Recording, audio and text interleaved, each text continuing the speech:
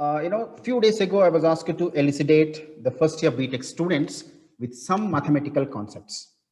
I was just thinking of what would be the most plausible concept to teach in the first mathematics class of any engineering student. I found some students who always feel mathematics as very, very difficult, as you have seen just before. And sometimes even they say, is mathematics necessary? And there are few other students who always say mathematics is very, very important in engineering. In fact, I too agree. Mathematics is very much essential for everyone. But the question is how, right? That's why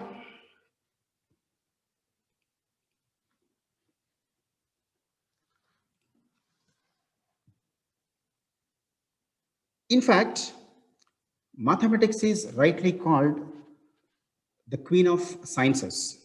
It has intellectual beauty and aesthetic beauty. Intellectual beauty means the content beauty. Aesthetic beauty means the beauty of the form. Mathematics is not merely a branch of science. It is a way of thinking. It is a philosophy. It is a universal language. It is the language of sciences and technology. It is the heart and soul of science and technology. But for the abstract and consistent findings of mathematics, Earth would have been still considered flat, and many important discoveries in engineering or physics would have eluded humanity. Right? You name any important discovery, be it in engineering or science, invariably mathematics would have, mathematics would have been the basis. Mathematics permeates all branches of science and all disciplines of engineering. Every concept you study in mathematics is applicable somewhere or the other. If mathematics is taught the way it should be taught, and if it is learned the way it should be learned, it is a pleasure, it is a thrill, it is a charm. Otherwise, remember, it is a torture. Okay, so keeping all these in view, in the first part of my talk, right, I have actually divided my talk into two different parts. In the first part of my talk, I thought of giving you an idea of how mathematics is essential for everyone. Okay, and in part two, I'll give you an overview of what mathematics is really needed for engineering. Okay, now let's just proceed with part one. Look at all these diagrams, right? I hope you got you are attracted to some of these figures. Some people look at a cat or a frog and they think to themselves, this is very beautiful. Nature is a masterpiece. I want to understand that more deeply. This way lies the life sciences, biology, for example. Other people, they pick up an example like a roiling, boiling sun, like our star. And they think to themselves, that is fascinating. I want to understand the better. This is actually physics. And there are other people, they see an aeroplane. They want to build it, optimize its flight performance, build machines to explore all the universe. This is actually engineering. But yet, there are another group of people, they rather than try to pick up a particular example, they study ideas and truth at its source. These are mathematicians, right? I'm a part of that. Now, see, when we deeply look at nature, when we try to really understand it, this is what science, right? You can observe, this is how you can just describe science. Now, one way to divide this science is this way. You have the natural sciences. This is physics. That is, physics and chemistry with applications to life sciences, earth sciences, space sciences. You have then social sciences, where you will find things like politics and economics. And then, of course, there is engineering and technology, where you will find all your engineering fields: biomedical engineering, chemical engineering, computer science engineering, electrical engineering, mechanical engineering, nuclear engineering, and all the applications of technology, like you see, biotechnology, communications, infrastructure, and all of that. And last, but certainly not least, is the humanities, where you will find things like philosophy, art, and music, right? Now, math does show up in all of these disciplines, and some like, physics and engineering, the role of mathematics is quite pronounced and obvious. While in others, like, if you take art and music, the role of mathematics is definitely somewhat more specialized and usually secondary. Nevertheless, math is everywhere. And for that reason, math is especially good at making connections. But how? How does math make connections? This is next in the question. It is actually a question that is not very easy to answer. I think for us now, in our time together, the best we can do is get a sense of what the answer to this question might look like by examining some of our connections that mathematics can make through the lens of some mathematical ideas. Right? Now see, math is of course numbers, right? As many of you know, math consists of so many numbers. And perhaps the most famous number of all is the number pi, right? So actually, as you know, pi was discovered because it represents a geometric property of the circle, right? In fact, as you know, it is the ratio of circumference of every circle to its diameter. But nowhere in the world you can find anything which is similar to circle, right? Circle is a kind of pure mathematical idea, a construction from geometry that says you fix the center point and then you take all the points that are equal distance from the center point. In 2 dimensions, this construction produces a circle, and in 3 dimensions, the same construction produces a sphere, isn't it? But nowhere in the universe is anything like a circle or sphere. This is a perfect, pure mathematical idea. And this world that we live in is imperfect, rough, atomized, moving, and everything is slightly askew. Nevertheless, the number pi has been astonishingly useful to us through our history. Let's just go through some of the history together, right? Look at this. Around the year 2012 BC, Archimedes was murdered by a Roman soldier. His dying words were, "Do not disturb my circles." He wanted his favorite discovery put on his tomb. It's shown here, you can see. It says basically that the surface area of the sphere is equal to the surface area of the smallest open cylinder that contains the sphere. I repeat, it says basically the surface area of the sphere is equal to the surface area of the smallest open cylinder that can contain the sphere. You can understand the sphere is inscribed into a cylinder, right? And see what Archimedes, he gave us. The surface areas of both of those two are same, right?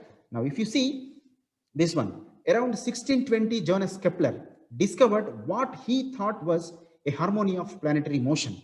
Isaac Newton would later build on his work. See, shown here is a Kepler's celebrated third law of planetary motion. You see, Earth is revolving around the sun. You can look at the Kepler's equation here. Then look at this. From 1600 to 1700, Christian Huygens, and if you take Galileo, Isaac Newton, they were the early pioneers studying the pendulum. Shown here as a formula for T, which is, the T represents in fact the period of the pendulum, which tells us something about how long it takes to swing back and forth. Look at the equation here. Now see the most important thing. The greatest mathematician of the 18th century, Leonardo Euler, he is responsible for discovering this formula. E to the I theta equals to cosine theta plus I sine theta. This formula provides the key connection among algebra, geometry, and trigonometry. In the special case, when theta equals to pi, it produces a relationship between arguably the 5 most important constants in all mathematics. E to the I pi plus 1 equals 0. You can find E, I, pi, 1 and 0, right? All the 5 constants. And some people in fact called this as the most beautiful formula in all of mathematics. In fact, Leonardo Euler was also an engineer of some repute. And this formula you can see on the screen for F. The applied buckling force that the column showed in the cartoon will buckle under such an applied force as you can see here on the screen. And see, the greatest mathematician of the 19th century, Carl Gauss, usually gets the credit for his work on what we call today the standard normal distribution. A staggering amount of real world data is distributed this way according to what you might know as the bell curve of probability. And see, our tour of history ends at 20th century with Albert Einstein's and his famous theory of relativity. You can see here Einstein's field equations. The difficulty to understand these equations is not to be underestimated, right? See, look at all these equations. That's a lot of information, right? Please don't worry. I'm not going to take any examination, no midterm. Just relax. Remember, we are trying to uncover all these connections, right? We are just trying to uncover all these connections. Now look at all these formulas simultaneously. Every one of them with pi in it. You can find a pi in every one of these equations. This number that was born from the geometry of the circle, and look at all the physical phenomena, how different they are all, and yet they share this common connection to this number, this geometric number from the circle. So when you see a formula and you see pi in it, you might think to yourselves, maybe somehow, some way, the circle plays a part in the derivation of this particular formula. Now, circle is just one geometric form, and math is so much more. And so too is the world and the connection that exists within it. Look at this. This is an airflow in 2D. Like, the cross section of the wing, and the lines you see here are like the air flowing over and under it. And here, this experiment shows, look at this. This experiment shows a gas initially compressed by, retaining wall to one side of the vessel, and then a hole is made in the wall, and the gas pans to fill the entire vessel until it reaches a kind of equilibrium. Look at this. And here at this example, it shows a metal rod with a source of heat, held under it. In this case, a flame, and where the flame touches the metal, the point of contact, the heat will hit the rod, and it will be distributed, along the rod until it reaches a kind of equilibrium. And it would not do actually. It would not do to have all of these signs without electricity making an appearance. Look at this. So shown here are the potential lines in the electric field, which gives us, the paths that electrons will take going from positive to negative charge, right? Now, all of these examples, you see, they are very different from our five senses. So different, in fact, that in science, we give them all different names. You see, the first one is the potential flow, then it's Fick's law of chemical concentration diffusion, then it's a Fourier's law of heat conduction, and the last one is Ohm's law of electrical conductance. But in another kind of way, in math kind of way, they are all very, very similar. So similar, in fact, you see that in mathematics, we give them all the same name, which is Laplace's equation, right? You can look at a triangle u is equals to 0. In fact, that is not triangle u equals to 0. That's Laplacian u equals to 0. And what changes for mathematicians is u. U can be potential, you can be chemical reaction, you can be chemical concentration, you can be heat, you can be any other physical quantity. And this equation can be used to describe whatever the physical quantity you take. This equation can be used to describe from nature. You see in mathematics, not only do we have numbers, we have a geometry, but we also have equations. When we compare, these equations of things, this gives us yet another way in which things can be connected. Now, the connections between all of these science problems is actually called calculus. And you should see that calculus is very, very essential and fundamental to modern computational science, particularly engineering. Now, we have seen something about numbers, geometry, and equations, but let's put all together because that's mathematics. Right? So many people study mathematics just because they find it interesting, as somehow you answered me a few minutes ago, or aesthetically beautiful.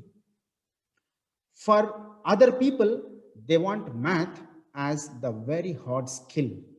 They want to be an engineer. They want to predict the weather. They want to go to space. There is no wrong reason in this. There is no wrong reason to learn. Now you see, mathematics is like a vast ocean of ideas, the source of truth. And today we took up one cup of it and we walked to the water's edge and dipped it in the water. And in our cup now, we have one number, pi, one geometric form, the circle, and one equation, which is Laplace's equation. And just look at the breathtaking scope of ideas that we are able to consider. You see, the power of mathematics is that it is useful in so many different ways, and that is the beauty of mathematics. That is the beauty of learning mathematics.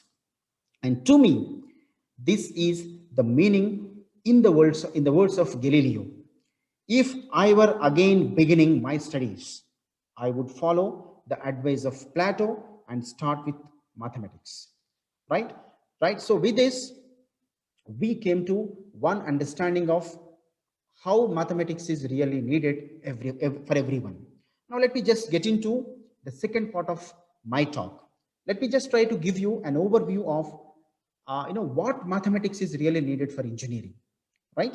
Because you see, you came from different backgrounds, you have studied in different institutions, different teachers taught you different kinds of mathematics. Let me just bring all this together. Let me tell you what mathematics is really. You need to recall, because see, you got a lot of break due to the pandemic situation. This is the time you need to recall some mathematics, some important mathematics, just to begin with our regular classes. Okay, so let me just get into this. Here you can see a little miniature infographic overview. I'm just going to talk about all these bubbles, of course not in great detail, but I'll try to give you few blurbs for each bubble.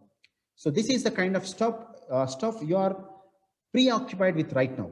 You take maybe algebra in school, and of course both geometry and trigonometry together in intermediate, and all these actually comprise pre-calculus, right? So you will notice here that all these rows all feed into calculus first, and then all of these arrows flow out of calculus, because calculus is very important subject that you need to master if you want to become a successful engineer, right? The foremost thing, every one of you must be good at calculus, right? What calculus consists of, I'll come to this little later. If you want to do well in calculus, you have to do well in these other three things as well. You can see here: algebra, trigonometry, and of course geometry. The topics that flow from calculus, you can, as you can observe here, they are obviously vector calculus. Probably you have some idea of vectors and all. So we are going to discuss vector calculus in particular. You see, like vector differentiation and vector integration. And the most important thing, you can see differential equations. Perhaps you have some idea on what is a differential equations, how to form differential equations. Probably you have studied some basic ideas of how to solve differential equations, right? And even you see, there are one kind of partial differential equations, as you know. And the most important thing, many of you here are now computer science engineers, would be computer science engineers. Statistics is going to be at the heart of all your engineering very soon, right? So we are going to study statistics, and of course calculus is again the basis of statistics, right? And of course, the advanced statistics can be even treated as mathematical optimization. So we are going to study all these things a little later, but before that we must be good at calculus. Of course, you can even find linear algebra there, right? Linear algebra is a kind of its own thing, but it is very important as well. That's why it is not actually connected to anything. It's a separate wing. But to some extent, we can connect algebra to linear algebra. More often, linear algebra, deals with matrices, matrix theory, and of course, there is something else. Now, let me just begin with one of these three things. As I'm telling you now, to be a successful engineer, you must be good at calculus. But before getting into calculus, we must recall few fundamental concepts from algebra, trigonometry, and geometry. Let me just give you few insights of these three concepts, and then we'll move on to the next things. Now, what you need from algebra? Algebra is just the manipulation of actually symbols. If you are given symbols on the page to solve for some unknown, and a lack of understanding of algebra is probably one of the biggest killers of engineering careers. You don't have a prey of getting through calculus if you are a crap at algebra, right? Before getting into any engineering concept, please try to recall few algebraic concepts, right? The most important thing you need to be able to do from algebra is you need to be able to recognize what a linear system of algebraic equations is. If you are given a system of equations, or if you are given a simple equation, for example, if you are given a quadratic equation, if you are not in a position to solve that quadratic equation, right, you cannot really good, you cannot be a successful engineer very soon, right? So you must be ready to solve any kind of equation, whether it is a single equation or it may be a system of equations, right? See, for example, if you are given, you need to know how to do for a 2 by 2 system of equations, and sometimes, maybe a 3 by 3 system of equations. Probably you have studied what you call Cramer's rule, matrix inversion method. There are a few other things. They were the methods, like, which you apply on matrices. They were the methods which you need to recall now again to be successful. Not only matrices, remember, they may be any kind of algebraic equations. Okay, then see, looking at trigonometry. Trigonometry is basically just a study of the geometric properties of angles. All these properties that too will take on a unit circle, right? The two unit circle, it is, the center of that unit circle is at origin, and the radius of that circle would be, it will be simply 1. Trigonometry is also pretty much, the death of most people's mathematical careers that manage to get trigonometry because they hate it so much. But it's really not that tough. Of course, once you understand it, once you understand the basic game, there, how, if you understand how to play that, how to play with sines and cosines, you can just rack out. Okay.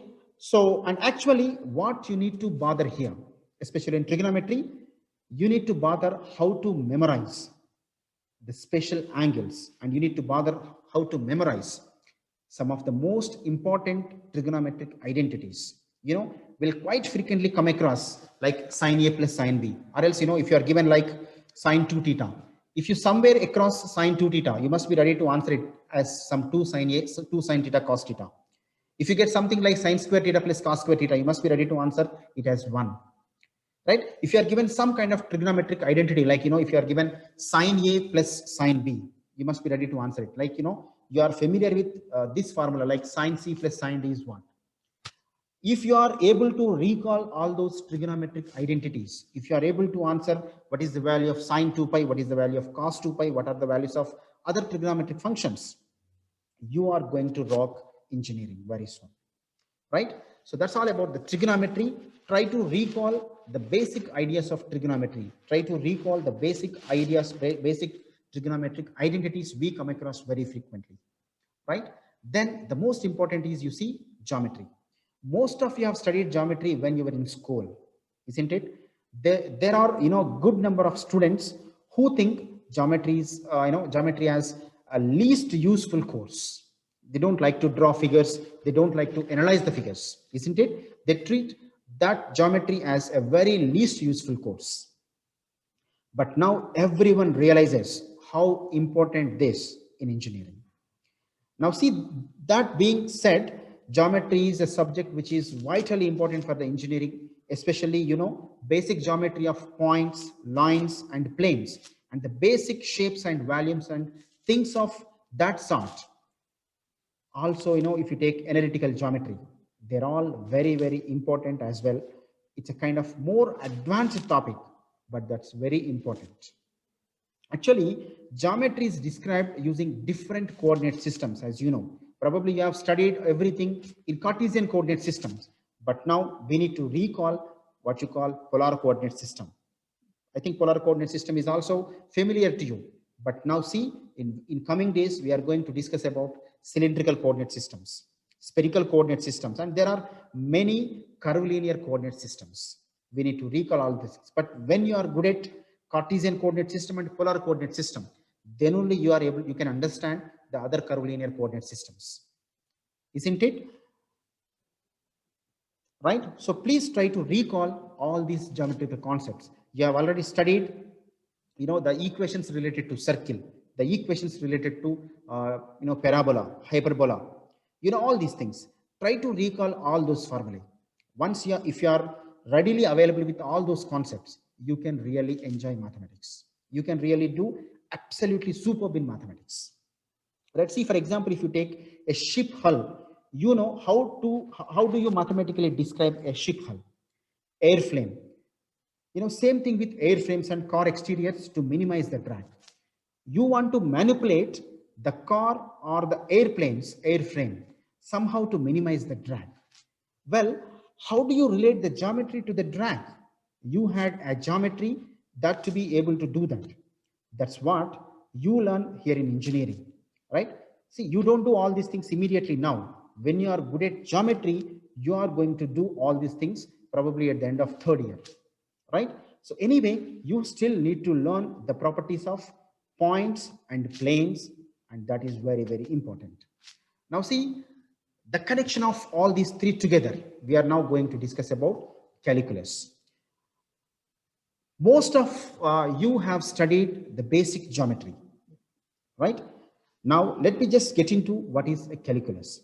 Calculus is one course with which you become a master in engineering. And of course, without which many engineers end up their careers like anything.